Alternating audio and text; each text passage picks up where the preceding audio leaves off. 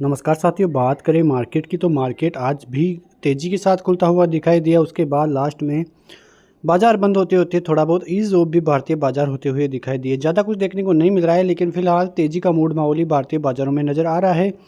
Closing की बात करें तो सेंसेक्स में करीब 280 पॉइंट की तेज़ी देखने को मिली। वहीं निफ्टी भी 24,700 के लगभग ही बंद जाते हुए दिखाई दिया। तेज़ी वाले शेयरों की बात करें तो SBI life insurance, HDFC life, Bajaj Finserv, Shriram finance जैसे शेयरों में अच्छी खासी तेज़ी का मूड माहौल देखने को मिला। एक प्रकार से देखें तो बाजार का जो मूड माहौल है अभी कंसोलिडेशन की स्थिति में ही चलता हुआ दिखाई दे रहा है। लेकिन यहाँ पे जो अच्छी खबर आई है वो आई है गोल्डमैन सैक्स की तरफ से, क्योंकि जो आउटलुक उनका पहले से बन रहा था वो नेगेटिव बन रहा था ग्लोबली मार्केटों के ऊपर, वो अब थोड़ा बहुत पॉजिटिव होता हुआ उनकी तरफ से दिखाई दिया है। आप यहाँ पे देखेंगे तो गोल्डमैन सैक्स just scaled back the odds of a US recession after raising them barely a fortnight ago.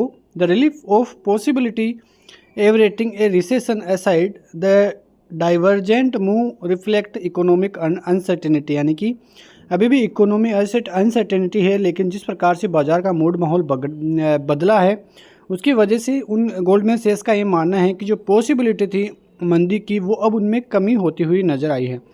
आप यहाँ पे आगे भी देखेंगे तो आपको अनुमान लगेगा कि क्या गोल्डमैन सैक्स कहता हुआ नज़र आ रहा है। उनका जो मानना था और परसेंटेज वाइज देखें तो US रिसेशन का जो उनका अनुमान था वो अब 20% होता हुआ दिखाई दिया है, जो कि पहले वो 25% था और उससे पहले उससे भी ज़्यादा का अनुमान उनका था।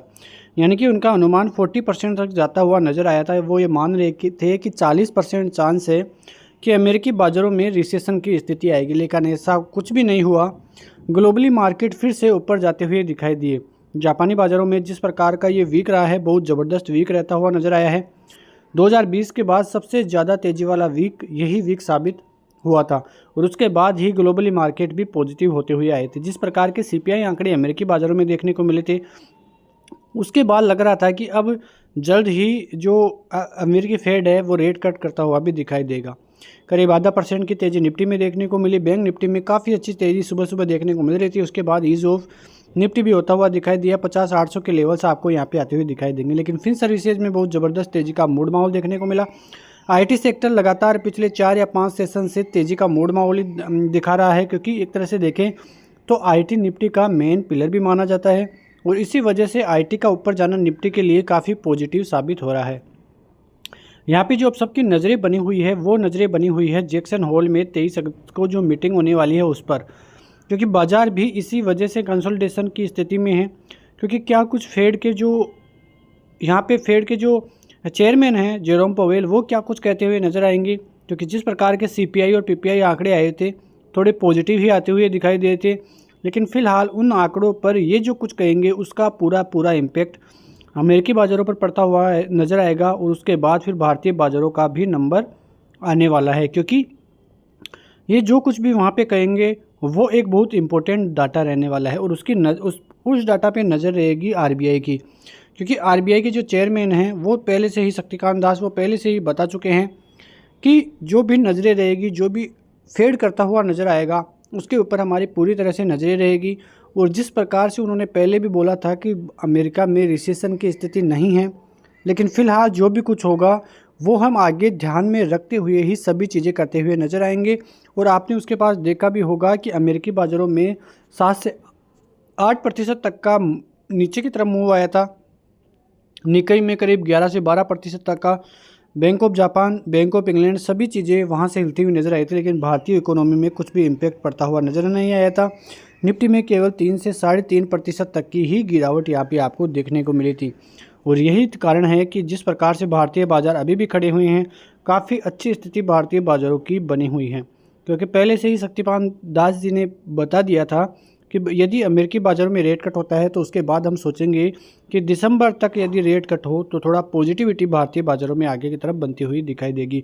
और इसी वजह से अनसर्टेनिटी की वजह से ही जो म्यूचुअल फंड्स है उनमें कैश फंड फ्लो बढ़ता हुआ ही नज़र आ रहा है। आपने देखा होगा कि पिछले टाइम से जो म्यूचुअल फंड्स है उनके जो फंड मैनेजर है वो डर रहे हैं बाज़ार में इन्वेस्टमेंट करने के लिए, क्योंकि उनका यही अनुमान है कि अभी भारतीय बाज़ारों में इन्वेस्टमेंट नहीं करे तो ही बचकर रहना है, क्योंकि वहाँ पे अभी भी उनको अनसर्टेनिटी बढ़ती हुई नज़र आ रही है। पिछले महीने से करीब 2% से ज़्यादा का केस म्यूचुअल फंड के पास अभी भी जमा हुआ है और उनका यही अनुमान है कि भारतीय बाजारों में अभी कुछ कहा नहीं जा सकता। ऊपरी लेवलों से भी ज़बरदस्त सेलिंग का मूड माहौल आता हुआ दिखाई दे सकता है और वो यही चाह रहे हैं कि भारतीय बाजारों में थोड़ी गिरावट हो जाए, उसके बाद फिर बाइंग करें तो अच्छा खासे वैल्यूएशंस कई शेयरों के आते हुए दिखाई देंगे। उनको अभी भी लग रहा है कि निफ्टी के वैल्यूएशन काफ़ी हाई हैं, कई शेयरों के वैल्यूएशंस भी काफ़ी हाई अभी बने हुए हैं। आप चार्ट्स में यहाँ पे देखें तो कल जिस हिसाब से रणनीति हम बना रहे थे, हम आपने देखा कि यहाँ से यदि 611 का लेवल पार होता है, यही बात कर रहे थे, तो उसके बाद आपको 685, 745 और 820 तक के टारगेट्स आते हुए दिखाई देंगे। और उसके बाद ऐसा ही हुआ, 611 का लेवल जैसे ही पार हुआ तो आपको 685 तक के लेवल्स आते हुए दिखाई दिए और लगभग 745 के टारगेट भी लगभग आते हुए ही दिखाई दिए थे।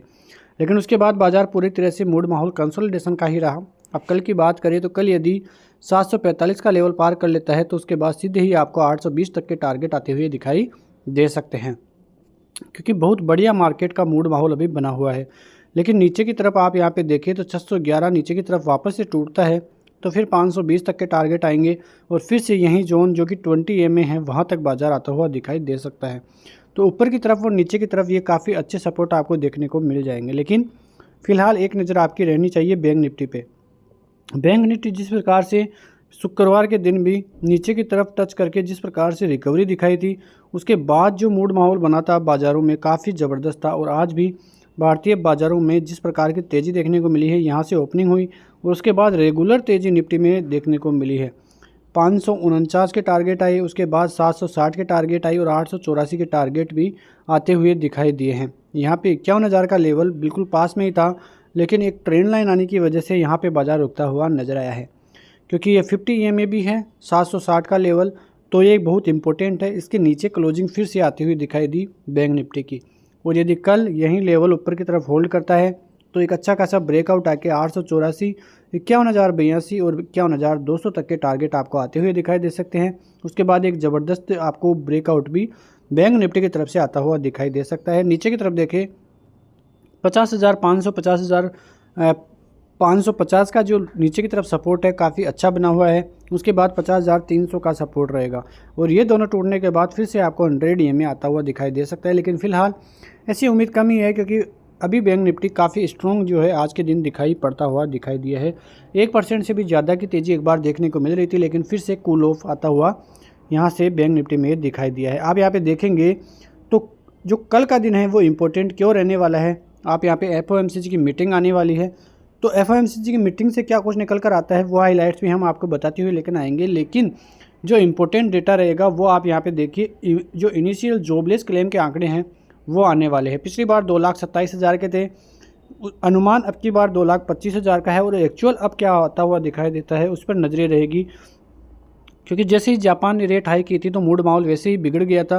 और उसके बाद जो जॉबलेस क्लेम के आंकड़े आए थे वो काफ़ी डराने वाले आंकड़े आए थे और इसी वजह से इन्हीं आंकड़ों ने बाजार को रिसेशन में झोंक दिया था और लोगों का अनुमान जो है 40% तक बढ़ा दिया था कि अमेरिकी बाज़ारों में रिसेशन आ सकती है। तो उसका पूरा इम्पैक्ट ग्लोबली भी पड़ता हुआ नजर आया। अब यह आंकड़े 22 तारीख को आने वाले हैं, यानी कि परसों आने वाले हैं, तो उसका इम्पैक्ट अमेरिकी बाज़ारों पर पड़ता हुआ नजर आएगा। और उसके अगले दिन ही जेरोम पोवेल की मीटिंग भी है, उनका स्पीच भी है, तो वहाँ से क्या कुछ खबरें निकल कर आती है, सभी खबरें इंपॉर्टेंट रहने वाली है। ठीक है, तो ये सभी इंपॉर्टेंट चीज़ें यदि आपको आगे भी जाननी है तो चैनल को सब्सक्राइब कीजिए, क्योंकि इन खबरों के दम पर ही आप बड़े ट्रैप से बच सकते हैं। तो ये सभी चीज़ें जहाँ पे आपको नज़र रखनी है, सभी चीज़ों पे नज़र रखिए, क्योंकि काफ़ी इंपॉर्टेंट डाटा आता हुआ दिखाई देती है। मिलते हैं नेक्स्ट वीडियो में, तब तक के लिए नमस्कार, जय हिंद, जय भारत, वंदे मातरम।